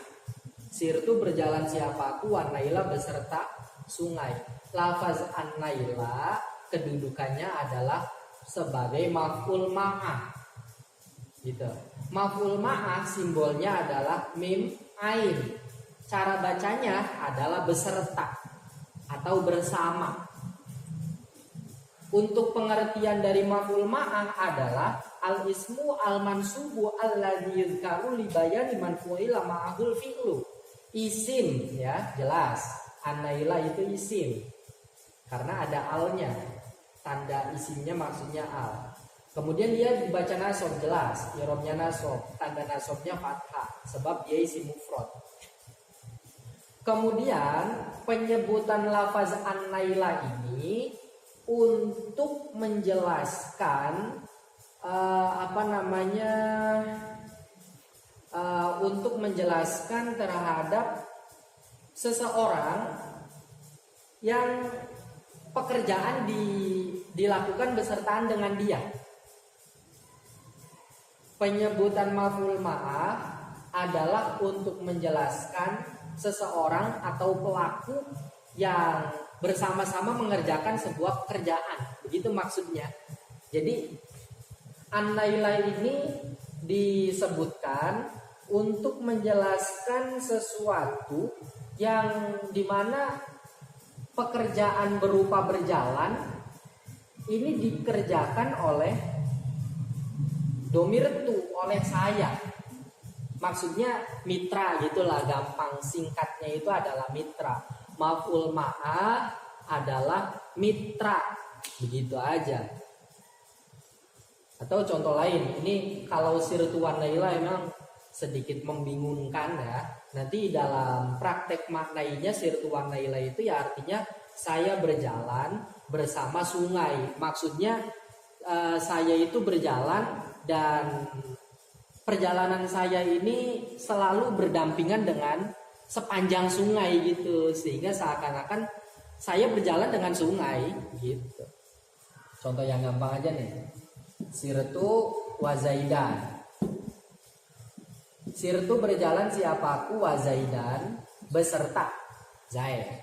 Nah Zaidan ini kedudukannya maf'ul ma'ah. Dia disebutkan untuk menjelaskan bahwa dia juga melakukan sebuah pekerjaan beserta dengan fa'il gitu.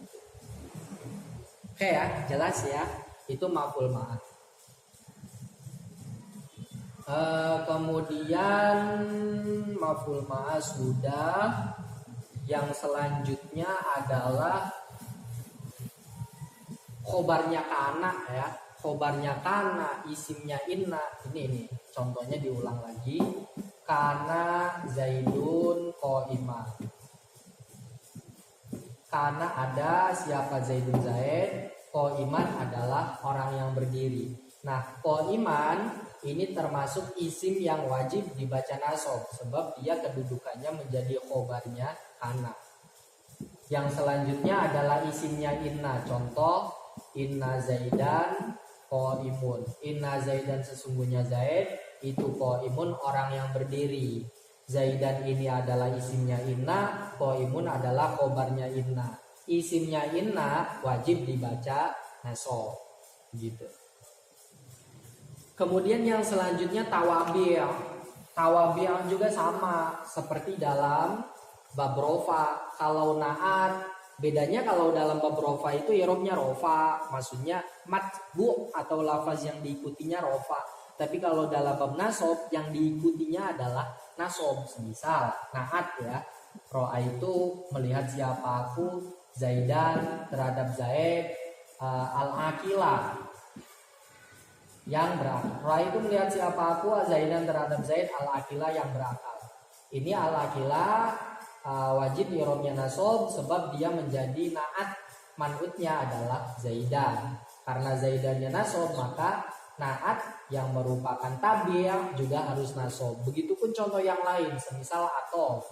Ro'a itu Zaidan wa amron, ya. Wa amron, ini juga harus nasab. Atau taukid, contoh ro'a itu Zaidan nafsahu, yaitu dirinya Zaid, ini juga harus nasab. Atau badal, ro'a itu Zaidan al-farosa, ini juga harus nasab, badal. Begitu, selesai pembahasan tentang lafaz-lafaz yang dibaca nasab. Kemudian yang selanjutnya, yang terakhir adalah isim-isim yang dibaca jer. Itu ada 3.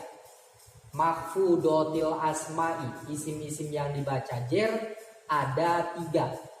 Yang pertama adalah dijerkan, ini ada, dijerkan oleh huruf jer.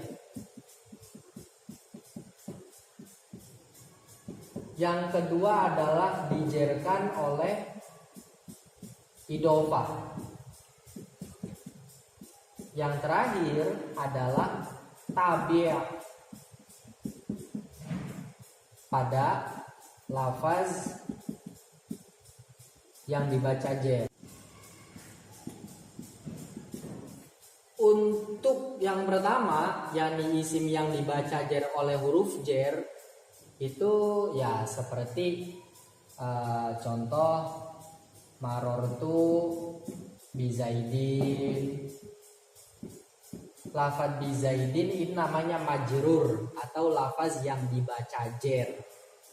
Amilnya mana atau yang membuat dia jer itu apa? Yakni huruf jer berupa bi gitu. Tanda jernya Zaidin apa? Kasroh, sebab Zaidin adalah isim mufrad. Untuk huruf jer yang lain itu tinggal disamakan saja, maksudnya dibuatkan contoh sendiri. Di sini ada beberapa itu yang dijelaskan oleh Syekh Ibnu Malik tentang huruf jer macam-macamnya, lebih banyak dari yang tandanya isim. Kemudian yang kedua, lafaz yang dijerkan oleh idofah ini maksudnya adalah tarkib idofi atau susunan yang terdiri dari mudof dan mudof ilaih. Semisal contoh gulamu Zaidin. Ini namanya adalah tarkib idofi atau susunan idofah. Yang pertama namanya mudof, yang kedua namanya mudof ilaih. Dan yang kedua ini i'rabnya wajib jer, begitu. Semua mudof ilaih i'rabnya wajib jer. Nanti yang membuat dia jer itu apa? Mudof, begitu.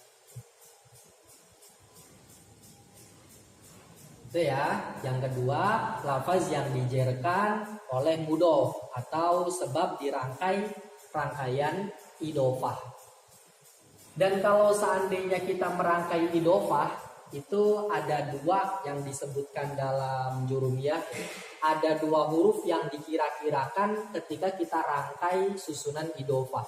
Yang pertama adalah huruf min, yang kedua adalah huruf lam.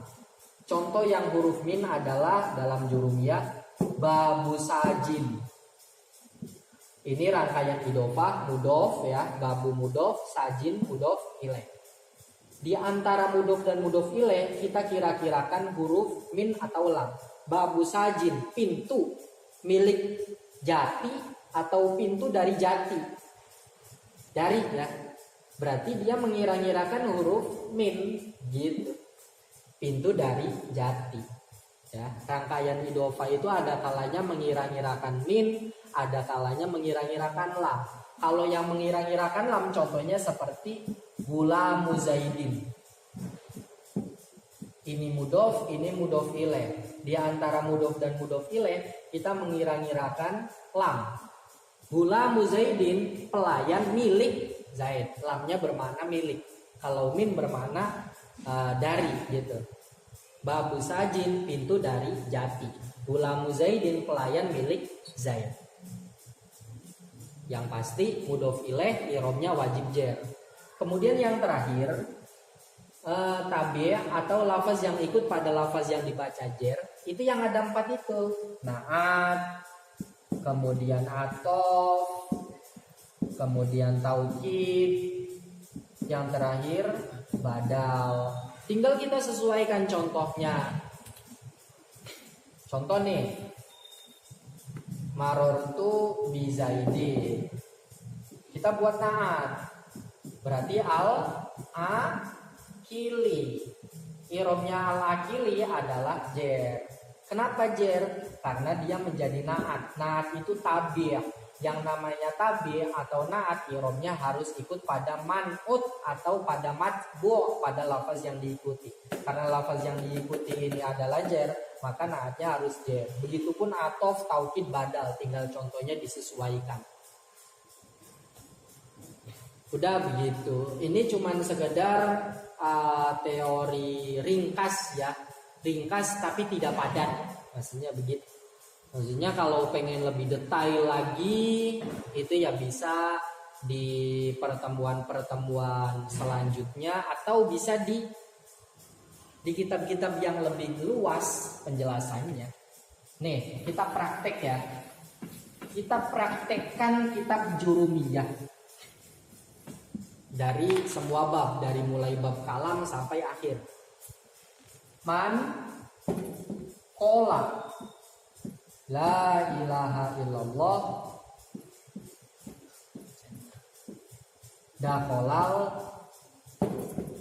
jannah. Man. Nah, pertama kita harus tahu dia kalimat apa. Gitu. Man ini kalimat apa? Kalau sudah kalimat apa, kita bisa hukumi dia murab atau mabni. Kalau hukumnya murab, kita lanjut ke bab i'rab. Kalau kita sudah tahu, lanjut ke bab masalah kedudukannya apa. Nah, udah ini langsung saja ya. Man ini bisa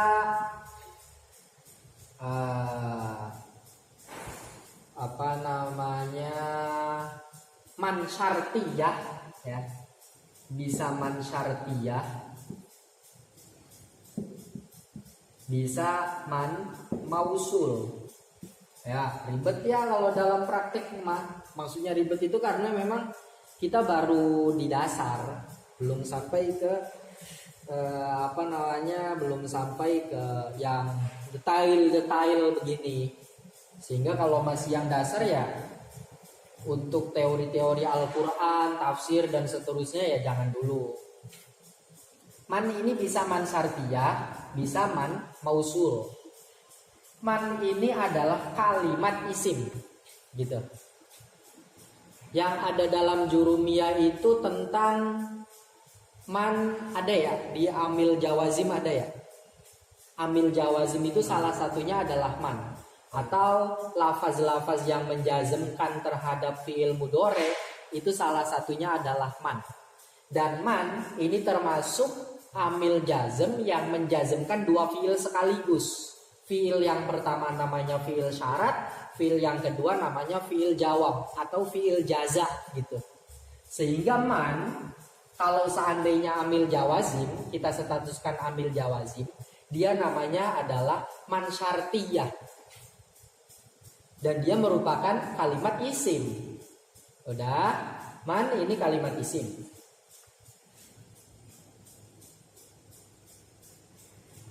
Hukumnya man, mabni atau mu'rob? Mabni jelas.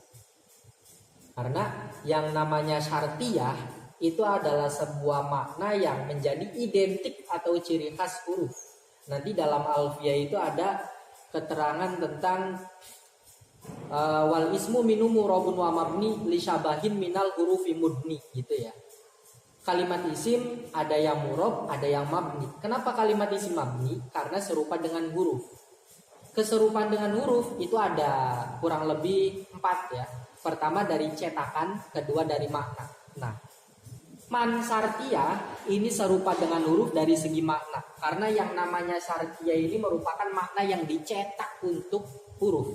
Tapi ternyata digunakan untuk isim. Berarti isim menggunakan haknya huruf. Sehingga konsekuensinya adalah dia harus mengikuti hukum huruf, yakni berupa mabni. Begitu. Mabninya mabni apa? Mabni sukun. Mabni sukun.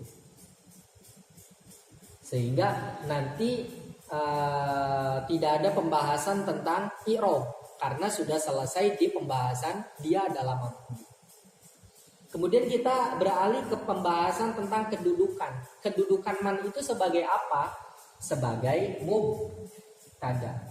Sehingga kita manainya man bermula seseorang, begitu. Ini kalau mannya adalah man syartiyah, cara maknainya begitu. Man bermula seseorang. Udah, kita lanjut ke kola. Kola ini kalimat apa? Kalimat fiil. Kenapa kalimat fiil? Karena dia layak menerima tanda-tanda fiil. Ya. Layak untuk kemasukan tatanis, kita bisa mengatakan kolat. Layak juga kemasukan kod, bisa kita ucapkan kode kola gitu. Dan tanda-tanda fiil yang lain seperti tadomir, kultu, kulta, kulti, kultuma dan seterusnya. Sehingga dia adalah kalimat fiil. Fiilnya fiil apa? Nah, kalau pengen mengetahui fiilnya fiil apa, dalam nahwu itu hanya dijelaskan dalam jurumiyah, wa madiyal a dalam alfiyah, wa madiyal af'ali bitamiz wasim. Cirikanlah fiil madi dengan tak domir. Andai ada fiil yang bisa menerima tak domir itu tak titu gitu maksudnya, maka dia adalah fiil madi. Kulta, kultu, kulti ini bisa. Yaf'ulu kalau kita pasang tak titu, yaf'ulta, yaf'ultu, yaf'ulti ini tidak bisa. Berarti yaf'ulu bukan fiil madi, kola fiil madi. Sebab kola bisa kemasukan tak titu itu, tak domir. Ya, tapi kalau dalam amsilah tasrifiyah itu lebih gampang untuk mengetahui dia fiil apa, itu lebih gampang. Tinggal kalau fiil madi itu ya kalau kita sudah hafal gitu maksudnya gampang sekali. Kalau fiil madi itu ya 3 huruf gitu ya. Ada yang 3 huruf, ada yang 4 huruf, tapi maksudnya jelas sekali gitu perbedaannya. Kalau fiil mudhari itu yang diawali huruf mudhoro'ah. Kemudian kalau fiil amr itu yang seperti itu. Ya intinya kalau udah hafal itu enak. Sehingga kita putuskan pola ini adalah fiil madi. Tasrifnya bagaimana? Qala yaqulu qaulan wa maqalan fa huwa qailun wa dzaka maqulun qul la taqul maqalun miqwalun. Sehingga qala binanya apa? Nanti dalam bab sorof begitu. Binanya adalah ajwaf. Ajwaf apa? Nah, ajwaf wawikah atau ajwaf ya'i? Cara mengetahui asli dari huruf alif, dia merupakan pergantian dari wawu atau dari ya. kita bisa cek bentuk tasghirnya atau cek bentuk jamaknya. Kita sudah mengantongi bentuk jamak qaul adalah aqwalun. Wawu kan, sehingga kola itu adalah bina ajwaf wawi. Sehingga mutobakoh dari kola adalah sona yang sama-sama binanya ajwaf wawi, dalam amsilah tasrifiyah adalah sona. Maka sona namanya adalah mutobakoh gitu. Mutobakoh itu lafaz yang ada dalam kitab amsilah tasrifiyah untuk memudahkan cara kita mentasrif lafaz kola. Kemudian kola itu wazannya apa? Wazan itu yang di atas. Kola ini kan babnya bab 1. Berarti wazannya adalah fa'ala. Gitu. Kemudian aslinya kola itu bagaimana? Kola asalnya adalah kowala. Karena wazannya adalah fa'ala. Ini. Kemudian diproses yang dinamakan dengan proses i'lal. Wawunya digantikan dengan alif sehingga menjadi kola. Kenapa digantikan dengan alif? Karena yang namanya wawu ketika dia berharokat dan terletak setelah huruf yang berharokat fathah, maka wawu harus diganti dengan alif. Kaidahnya bagaimana? Min wawin awyain bitarikin usil alifani bil badafatin mutasil. Dalam alfiyah begitu. Ketika ada wawu atau ya berharokat dan sebelumnya adalah huruf yang berharokat fathah, maka wawu atau ya itu harus diganti dengan alif sehingga menjadi kola. Itu ilmu sorofnya begitu. Kola fi'il madi. Udah, itu apa namanya, kita menentukan kalimatnya sudah ya. Kalimat fi'il, lebih detailnya fi'il madi dan seterusnya tadi. Kemudian kola ini hukumnya mabni atau mu'rob. Karena dia fi'il madi, semua fi'il madi itu hukumnya mabni. Keterangannya bagaimana? Dalam alfiyah, wa fi'lu amrin wa mudiyin bunia. Semua fi'il madi dan semua fi'il amr hukumnya adalah mabni. Ini versi ulama nahwu. Kalau versi ulama sorof nanti yang namanya fi'il amr itu yang gak mabni, dia mu'rob. Gitu. Kalau menurut ulama sorof. Tapi kalau menurut ulama nahwu, fi'il amr itu mabni. Tapi kalau fi'il madi semuanya sepakat bahwa dia adalah mabni. Sehingga kalau dia sudah dihukumi mabni, selesai pembahasannya, tidak ada tentang dia itu iromnya apa dan seterusnya. Paling ada nanti pembahasan tentang kedudukannya apa, sehingga nanti disetatuskan dia mahalnya apa gitu. Nah, kedudukan dari kola itu apa? Kedudukannya adalah menjadi khobar. Man bermula siapa? Itu kola. Jika berkata. Nah, ini kan fi'il. Yang namanya fi'il itu harus punya fa'il. Dalam bab fa'il, udah ini selesai ya. Ini menjadi khobar. Lafaz kola itu menjadi khobar. Khobarnya khobar apa? Kan ada dua macam. Ada khobar mufrad, ada khobar ghairu mufrad. Nah, ini tinggal kita tentukan khobarnya khobar apa. Oh, dia fi'il fa'il. Berarti kalau fi'il fa'il berarti dia adalah khobar ghairu mufrad. Begitu. Khobar ghairu mufrad yang berupa fi'il fa'il dalam kurung jumlah fi'liyah. Tuh. Udah. Kemudian ini mubtada, ini khobar. Khobarnya berupa jumlah fi'liyah atau fi'il fa'il. Fa'ilnya mana? Fa'ilnya adalah berupa domir yang mustatir, yang tersimpan. Ya, mubtada berupa man. Dalam bab mubtada khobar seperti yang disampaikan, ketika khobarnya berupa jumlah ismiyah atau jumlah fi'liyah, maka harus menyertakan domir yang kembali kepada mubtada.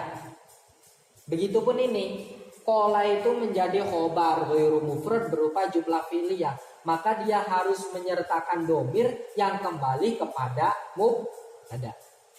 Sehingga kola ini fi'il, fa'ilnya adalah domir mustatir. Seperti dalam bab fa'il itu kan ada dua macam. Ada fa'il isim zohir dan ada fa'il isim domir. Kalau contoh ini adalah fa'il isim domir. Sehingga kolak karena kedudukan jadi khobar, dia mahalnya adalah rofa. Gitu. Tahu nanti dari sudut dia menjadi fiil syarat. Dari sudut dia menjadi fiil syarat, mahalnya adalah jazm. Dari sudut dia menjadi khobar, mahalnya adalah rofa. Gitu. Man bermula siapa, itu kola berkata siapa man, la ilaha illallah, terhadap ucapan la ilaha illallah. Ini kedudukannya menjadi maf'ul bih ya, sehingga simbolnya mim fa. Udah, ini nanti tinggal dibahas sendiri.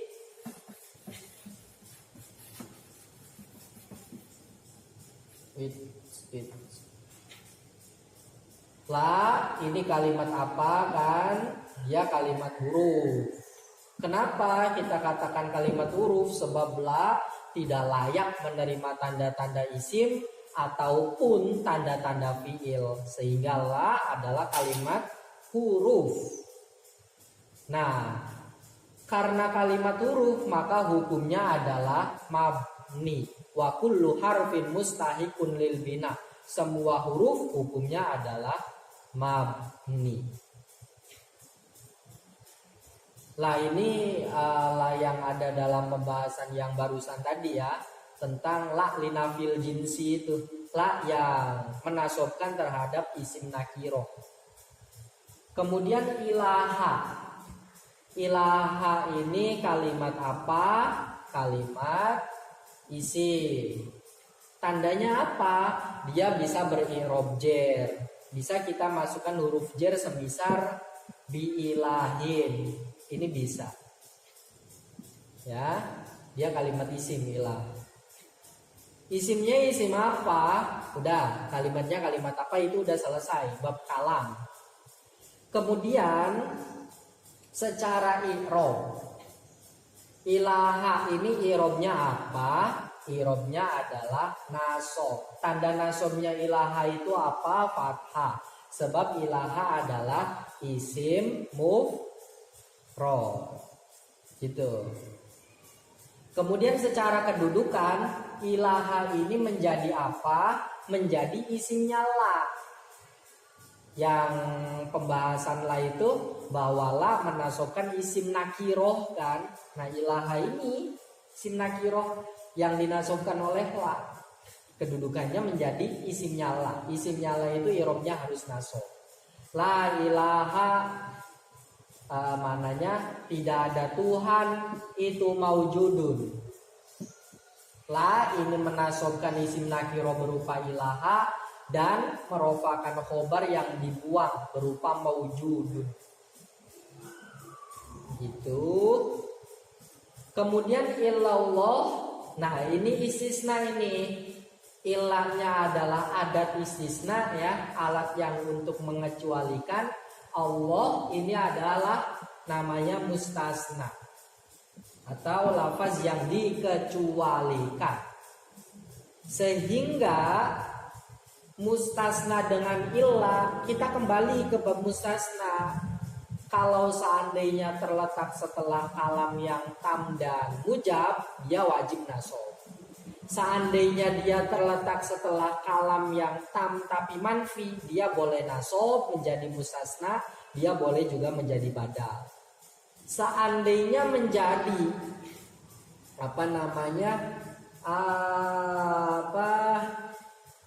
terletak setelah kalam yang nakis, maka dia harus sesuai dengan tuntutan amil. Nah, kasus kita lafaz illallahu mustasna ini, mustasna dengan ilah terletak setelah kalam yang tam. Sebab ada, ya ini ibaratnya mubtada. Ilaha itu mubtada, maujudun ini khobar. Sudah tam, kalamnya sudah tam, tapi manfi. Sebab ada huruf nafi la.